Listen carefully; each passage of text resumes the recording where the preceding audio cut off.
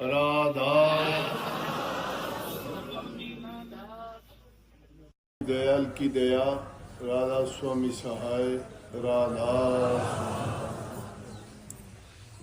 अभी 12 तारीख का सत्संग आपके पास शिवानी में था। लगभग आप में से काफ़ी सत्संगी भाई बहन वहाँ गए होंगे। सत्संग का लाभ जहाँ कहीं भी मिलता हो हमें जाना चाहिए और सत्संग से जो आदेश उपदेश शिक्षा मिलती है उसको अपने जीवन में उतारना चाहिए। जीवन को उन शिक्षाओं के अनुसार ढालना चाहिए, क्योंकि सत्संग इंसान के जीवन को सुधारता है, बनाता है और उसको बुराइयों से हटा के मालिक की भक्ति करवाता है, जिससे जीव का कल्याण और हित होता है। यहाँ भाड़ी में लगभग कोई शायद ऐसा साल गया हुआ जिसमें नहीं आते हों, नहीं तो लगभग 10-5 दिन इधर उधर इन्हीं दिनों में सत्संग जैसा कार्यक्रम होता है। आसपास के सत्संगी सभी यहाँ आते हैं। आश्रमों के अलावा ऐसे काफ़ी जगह हैं जिनमें इस प्रकार छोटे सत्संग कह सकते हैं, सुबह सुबह समय मिलता है दर्शन करने का और सब सत्संगियों को नज़दीक से मिलने का, बात करने का मौका मिल जाए तो उससे बढ़ के कोई खुशी नहीं होती, क्योंकि सत्संग प्यार सिखाता है और सत्संगी सभी अपने इष्ट से, अपने गुरु से बहुत प्यार करते हैं। इसलिए वो उनके दर्शन के लिए ललायित रहते हैं, उनके मुख से वाणी सुनने के लिए उनको तड़प लगी रहती है। और जितने सत्संग ज़्यादा मिलते हैं उतना ही इस जीव का हित होता है। कितने लोगों के सत्संग में जाने से घरों में सुधार हुआ, कितने लोगों ने शराब छोड़ के भक्ति के रास्ते पे लगे,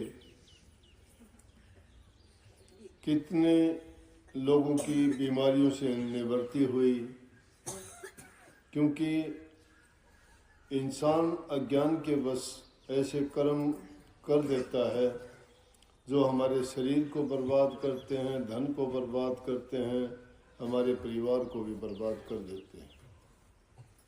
शरीर में रोग बीमारी लग जाती हैं, काम करने की शरीर में क्षमता नहीं रहती, गरीबी आ जाती है, आदमी झूठ का, कपट का, बेईमानी का सहारा लेता है या कोई और गलत रास्ते चल पड़ता है, तो जिससे इंसान का जीवन नरक हो जाता है। अगर सही मायने में आप सत्संगी हो, अगर तुम नाम लेके चाहे नाम का सुमरण ना करते हो, ध्यान ना करते हो, लेकिन फिर भी जो बुराइयां हैं वो अगर छोड़ दी हैं तो भी आपके घरों में स्वर्ग जैसा हाल होगा। आपसी प्रेम होगा, बूढ़े बुजुर्ग माँ बाप की सेवा करोगे। और यही सत्संग हमें सिखाता है कि अपने बड़ों का सम्मान करो, माँ बाप सास ससुर की सेवा करो, सबके साथ अच्छा व्यवहार बर्ताव करो, जबान से किसी को कड़वा ना बोलो, मीठा बोलो, क्योंकि बुरा बोलने से इंसान को बहुत बड़ा दर्द, तकलीफ, पीड़ा होती है और उस चीज़ को इंसान भूलता नहीं है कभी भी। जबान में रस होता है, इसी जबान से तुम अगर मीठा बोलते हो तो दुश्मन को भी अपना बना लेते हो। महापुरुषों ने जैसे फरमाया है कि कागा किसका धन हड़े, कोयल किसको दे, जी बढ़िया के कारण जुग अपना कर ले।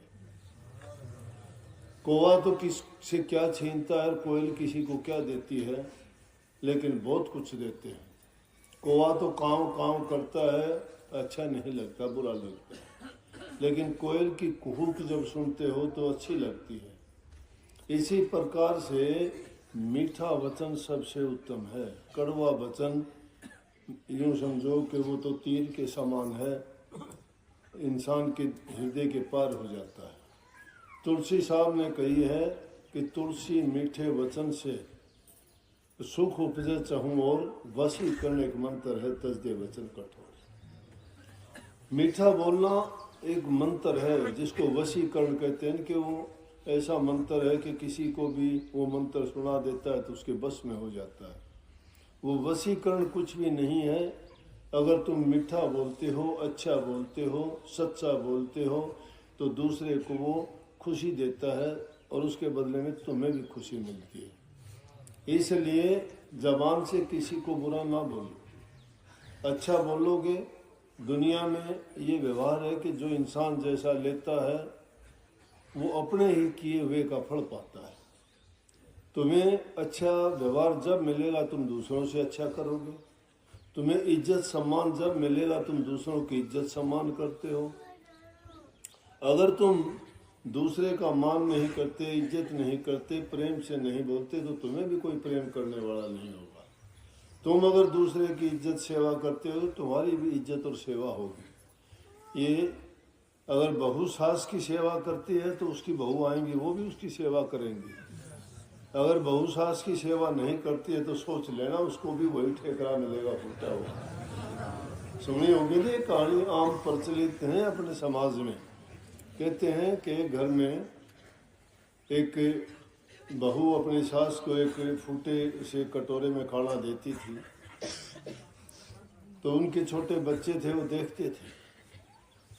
जब आखिरी वक्त आया और उसकी सास का जब देहवासन हुआ, उनको संस्कार करने के लिए लेके गए, तो उसकी सारी चीज़ें भी देने लगी। बोले ये भी इसकी चिता में डाल देना, क्यों मरने के बाद कौन किसकी चीज़ रखता है, कि अभी साथ डाल दो, नहीं तो ये बाद में किसी ने इनको प्रयोग तो करना नहीं है, या किसी को गरीब को दे देते थे, या वैसे ही डाल देते, कोई उठा ले जाए जिसकी ज़रूरत हो।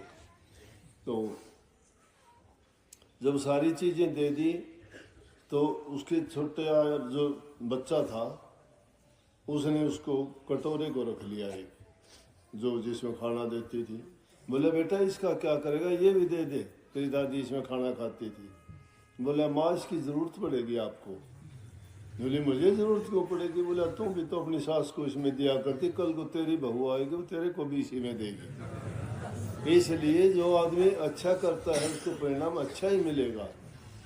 बच्चों को अच्छी शिक्षा दिया करो, अच्छी अच्छी उनको बातें सुनाया करो, महापुरुषों की, संतों की।